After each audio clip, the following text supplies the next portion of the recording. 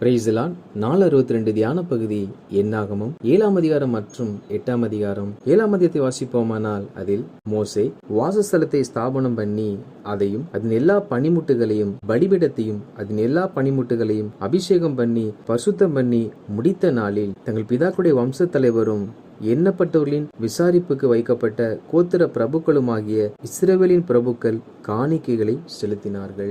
அதாவது கர்த்தர் சொன்ன வார்த்தையின்படி மோசே ஆசரிப்பு கூடாரத்தையும் ஆசரிப்பு கூடாரத்தில் உள்ள பலிபீடங்களையும் எல்லாவற்றையும் ஸ்தாபனம் பண்ணி அவைகளை கர்த்தருக்கென்று பிரதிஷ்டை செய்த பொழுது அந்த நாளில் இஸ்ரவேலில் உள்ள 12 கோத்திரத்திலும் உள்ள பிரபுக்கள் காணிக்கைகளை கொண்டு வந்து தேவ சமூகத்தில் கொடுத்தார்களாம். ஆசரிப்பு கூடாரம் கட்டப்படும் பொழுதும் அதன் தேவைக்காக எல்லா ஜனங்களும் காணிக்கை கொடுத்தார்கள். அவைகள் கட்டி முடிக்கப்பட்ட பிற்பாடு அவைகள் பிரதிஷ்டை செய்யப்படும் பொழுதும் அப்பொழுதும் எல்லாரும் காணிக்கைகளை கொடுக்கிறார்கள். எனவே கர்த்தருடைய ஜனங்களாகிய நாம் நம் சபையில் உள்ள தேவைகளுக்காக நாம் கொடுத்து உதவி செய்கிற பிள்ளைகளாய் காணப்பட வேண்டும். அதே சமயத்தில் நாம் சபையுடைய எல்லா தேவைகளும் பூர்த்தி அடைந்து விட்டது என்று காணிக்கை கொடுப்பதை நிறுத்தி விடாமல் தேவனும் எல்லாவற்றும் நமக்கு கொடுக்க கிருபை தந்தபடியினால் நாம் அதை நன்றியுள்ள இருதயத்தோடு உணர்ந்து நாம் கர்த்தருக்கு காணிக்கை செலுத்துகிறவர்களாய் காணப்பட வேண்டும். மேலும் இஸ்ரவேலின் பிரபுக்கள் தங்கள் காணிக்கையாக 6 கூண்டு வண்டில்களையும் 12 மாடுகளையும் 2 பிரபுக்களுக்கு ஒவ்வொரு வண்டிலும் ஒவ்வொரு பிரபுவுக்கு ஒவ்வொரு மாடுமாக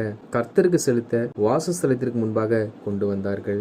அப்பொழுது கர்த்தர் மோசேயை நோக்கி, நீ அவளிடத்தில் ஆசரிப்பு கூடாரத்தின் ஊழியத்திற்காக அவைகளை வாங்கி லேவியருக்கு அவரவர் வேலைக்கு தக்கவைகளாக பங்கிட்டு கொடு என்பதாக சொன்னார். அதாவது இஸ்ரவேலின் 12 கோத்திரங்களும் அந்த காணிக்கைகளை கர்த்தருக்கென்று தேவ சமூகத்துக்கு கொண்டு வந்தார்கள். கர்த்தர் மோசையிடத்தில் அந்த காணிக்கைகளை நீ வாங்கி அவைகளை லேவியர்களுக்கு கொடு என்று சொல்லுகிறார். அதுவும் எப்படி என்றால் அவள் செய்த வேலைக்கு தக்கதாக அவர்களுக்கு கொடு என்பதாக சொல்லுகிறார். அப்படி அவர் கொடுத்தது என்னவென்றால் கெர்சோன் புத்திரருக்கு 2 வண்டில்களையும் 4 மாடுகளையும் மோசே கொடுத்தார். காரணம் அவர்கள் கர்த்தருக்கென்று செய்த பணி அவ்வளவா இருந்தது.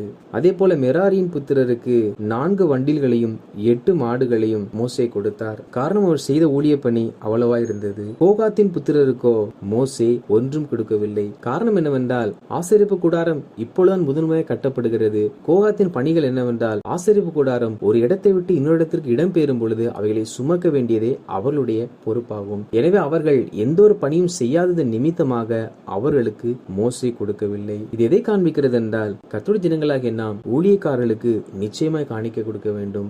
யாருக்கு கொடுக்க வேண்டும் என்றால் நமக்கு ஊழியம் செய்தவர்களுக்கு, அதாவது நமக்காக ஜெபிக்கிறவர்களுக்கு, நம்மை விசாரிக்கிறவர்களுக்கு, கர்த்தருக்கென்று ஊழியம் செய்கிறவர்களுக்கு தான் நாம் காணிக்கை கொடுக்க வேண்டும். காரணம் அவர்கள் நம்மை விசாரித்து நமக்காக ஜெபிக்கிறபடியினால் அது அவர்கள் செய்கிற பணியா இருக்கிறது. அந்த பணிக்கு நாம் காணிக்கை கொடுக்க வேண்டும். அதே சமயத்தில் ஜனங்களுக்கு ஊழியம் செய்யாத, ஜனங்களுக்காக ஜெபிக்காத, ஜனங்களுக்காக பாரமே இல்லாத ஊழியக்காரனுக்கு, தேசத்திற்காக பரிதபிக்காத ஊழியக்காரர்களுக்கு நாம் காணிக்கை கொடுக்க வேண்டியதில்லை. காரணம் அவர்கள் தேவன் தங்கள் கொடுத்த ஊழியத்தை அவர்கள் செய்யவில்லை. எனவே நாம் கொடுக்கிற காணிக்கை மெய்யாகவே கர்த்தருக்கென்று ஊழியம் செய்கிற கரத்தில் செல்ல வேண்டும். காரணம் காலத்தில் மோசேயே காணிக்கைகளை அப்படிதான் கொடுத்தார். மேலும் இதில் நாம் வாசிக்கும் பொழுது 12 கோத்திரத்தின் பிரபுக்களும் ஒவ்வொரு நாளும் ஒவ்வொரு காணிக்கை செலுத்தினார்கள். முதல் நாளில் யூதாவின் கோத்திரத்தனாகிய நகசோன் காணிக்கைகளை கொண்டு வந்து செலுத்தினான். 2வது நாளில் இசக்காரின் கோத்திரத்தின் நெதனியேல் காணிக்கைகளை செலுத்தினான். 3வது நாளில் செபுலோன் கோத்திரத்தில்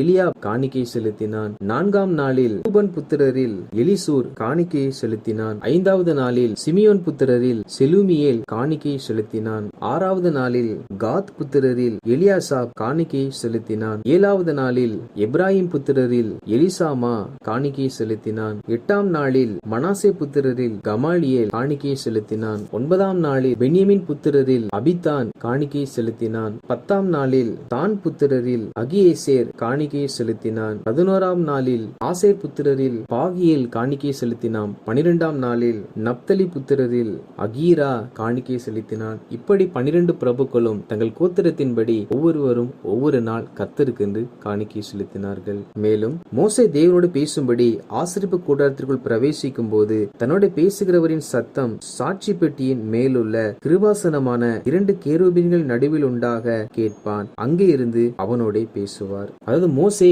தேவனோடு பேசும்படி ஆசரிப்பு கூடாரத்திற்குள் பிரவேசிப்பாராம். அப்பொழுது கர்த்தரும் கூட சாட்சியின் பெட்டிக்கு முன்பாக அந்த 2 கேருபீன்கள் நடுவில் இருந்து பேசுவாராம். அங்கே மோசே கர்த்தரின் சத்தத்தை கேட்பாராம். கர்த்தர் ஜனங்களாகிய நாமும் கூட கர்த்தர் நம்மோடு பேச வேண்டும் என்றால் அதற்கு நாம் கர்த்தரோடு பேசும்படி ஆசரிப்பு கூடாரத்திற்குள் பிரவேசிக்க வேண்டும். அதாவது ஒவ்வொரு நாளும் தேவனுக்கு ஒரு நேரம் ஒதுக்கி நாம் முதலாவது தேவனிடத்தில் பேசுகிறவர்களாய் காணப்பட வேண்டும். அப்படி நாம் தேவனிடத்தில் பேசுவோம் என்றால் தேவனாய் கர்த்தரும் கூட நம்மோடு பேசுவார். எப்படி பேசுவார் என்றால் சாட்சியின் பெட்டியில் உள்ள 2 கேருபீன்கள் மத்தியிலிருந்து பேசுவாராம். சாட்சி பெட்டி என்பது நமக்கு தேவன் கொடுத்த வேத வசனமாகும்.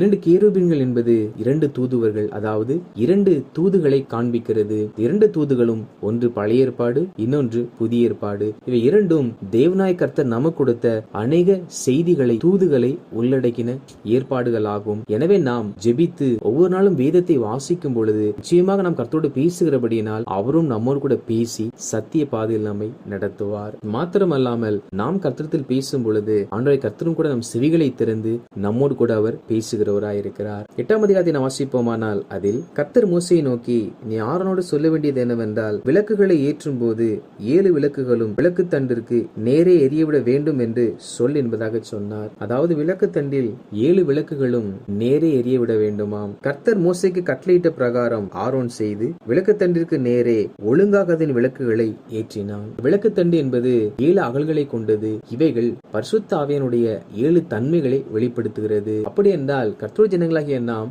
ஆவியானவரை ஒழுங்காக நம்முடைய வாழ்க்கையில் பயன்படுத்துகிறவர்களாய் காணப்பட வேண்டும். விளக்கு இவர்கள் கரத்தில் இருக்கிறது, ஆனால் கர்த்தர் அதை நேராக எரியவிட வேண்டும் என்று சொன்ன பொழுது ஆரோன் அவைகளை நேராக ஒழுங்கின்படி அந்த விளக்கை ஏற்றினார். அது நிமித்தமாகவே அங்கே பிரகாசம் உண்டானது. நாமும் கூட ஆவியின் அபிஷேகம் பெற்றுவிட்டோம் என்று சொல்லி ஏனோ தானோ என்று வாழாமல் நாம் பெற்றுக்கொண்ட அபிஷேகத்தை, ஆவியானவரை ஒழுங்காக நம்முடைய வாழ்க்கையில் பயன்படுத்துபவர்களாய் காணப்பட வேண்டும். ஆவியானவர் நம்முடைய வாழ்க்கையில் சரியாய் ஆளுகை செய்ய நாம் விட்டுக் கொடுப்போம் என்றால் நிச்சயமாக அவர் நம்முடைய வாழ்க்கையை ஒழுங்குபடுத்தி நம்மை ஒழுங்கான பாதையில் நடத்துவார். நாம் ஆவியானவரை நம்ம விட்டுக் கொடுக்காவிட்டால் நம்முடைய வாழ்க்கையில் ஒழுங்கை நம்மால் காண முடியாது.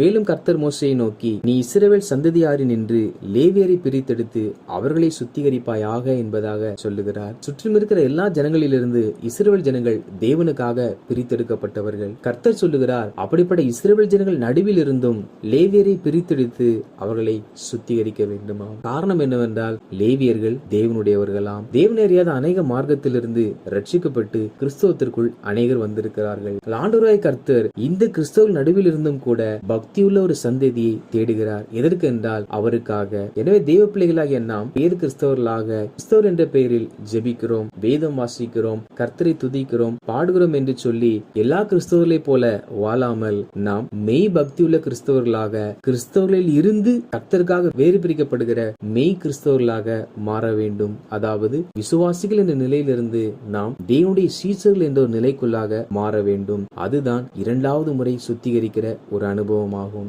எனவே விசுவாசிகளாக இருக்கிற நாம் இனி வரும் நாட்களில் தேவன் விரும்புகிற வண்ணம் சீசர்களாக மாற வேண்டும். காரணம், சீசர்கள் தான் தேவனுடையவர்கள். மேலும் இதில் வாசிக்கும் பொழுது ஆரோனும் மோசேயும் தேவன் தங்களுக்கு கட்டளையிட்டபடியே லேவியர்களை பரிசுத்தப்படுத்தி அவர்களை இஸ்ரவேல் ஜனங்களிலிருந்து வேறு பிரிக்கிறார்கள். பின்னும் கர்த்தர் மோசேயை நோக்கி, ஆசாரியருக்குரிய கட்டளை என்னவென்றால் 25 வயது முதல் அதற்கு மேற்பட்ட வயதுள்ள யாவரும் ஆசரிப்பு கூடாரத்தின் பணிவிடையை செய்யும் சேனையில் சேவிக்க வர வேண்டும். அதாவது 25 வயது தாண்டின எல்லா லேவியர்களும் வேறு பிரிக்கப்பட்டவர்களும் கர்த்தருக்கு ஊழியம் செய்கிற அந்த சேனையில் சேர வேண்டுமாம். இந்த நாட்களில் அநேக ஊழியக்காரருடைய பிள்ளைகள் ஊழியத்திற்கு அடுத்த காரியங்களில் தலையிட்டுக் கொள்வதில்லை. அநேக ஊழியக்காரருடைய பிள்ளைகள் இந்த நாள் வரையிலும் உலகத்தாரை போல உலக மனிதர்களாய் வாழ்ந்து கொண்டிருக்கிறார்கள். ஆண்டவராகிய கர்த்தர் என்ன சொன்னார் என்றால், லேவியர்கள் வேறு பிரிக்கப்பட்ட ஜனங்கள், அவர்கள் 25 வயதை தாண்டினவுடன் ஆசரிப்பு கூடாரத்தில் பணி செய்யும் சேனையில் சேர வேண்டுமா? இதற்கு கர்த்தர் ஒவ்வொரு மனிதனையும் தனிப்பட்ட விதமாய் அழைப்பதில்லை. அவர்களை கர்த்தர் ஊழியக்காரர்கள் என்று கிறிஸ்தவரிலிருந்து பிரித்து எடுக்கப்பட்டது நிமித்தமாகவே அவர்கள் அனைவரும் ஊழியம் செய்தாக வேண்டியது வேத கட்டளையாகும். காரணம், கர்த்தர் அப்படி ஊழியம் செய்யும்படிக்காகத்தான் கிறிஸ்தவரிலிருந்து வேறு பிரித்து ஊழியர் என்ற பொறுப்பை கொடுத்திருக்கிறார். எனவே அவர்கள் பின் சந்ததியும் கர்த்தருக்கு ஊழியம் செய்கிறவர்களாக காணப்பட வேண்டும். வாசித்த இந்த அதிகாரிகளின்படி கர்த்தர் ஜனங்களாகிய நாம் ஆலயத்தின் தேவைக்காக கொடுப்போம், அதே சமயத்தில் கர்த்தருக்காகவும் கொடுப்போம். மேலும் நாம் எல்லாருக்கும் கொடுக்காமல் நமக்கு ஊழியம் செய்கிறவர்களுக்கும் பிற ஜனங்களுக்கு உண்மையாய் ஊழியம் செய்கிறவர்களுக்கும் நாம் காணிக்கை கொடுக்கிறவர்களாய் காணப்பட வேண்டும். மேலும் நாம் பெற்றுக்கொண்ட அபிஷேகத்தை, ஆவியானவரை வசனங்களை ஒழுங்காய் நம்முடைய வாழ்க்கையில் பயன்படுத்துகிறவர்களாய் காணப்பட்டு நாம் பேர் கிறிஸ்தவர்களாய் வாழாமல் பேரளவில் விசுவாசி என்ற பெயரினால் வாழாமல் மெய் கிறிஸ்தவர்களாக இயேசுவை பின்பற்றுகிற மெய் சீசர்களாக வாழுவோம். அப்பொழுது ஆண்டவராய் கர்த்தர் நம்மை அவருடையவர்களாக ஏற்றுக்கொண்டு ஒவ்வொரு நாளும் ஆசீர்வதித்து வழி நடத்துவார். ஆமேன்.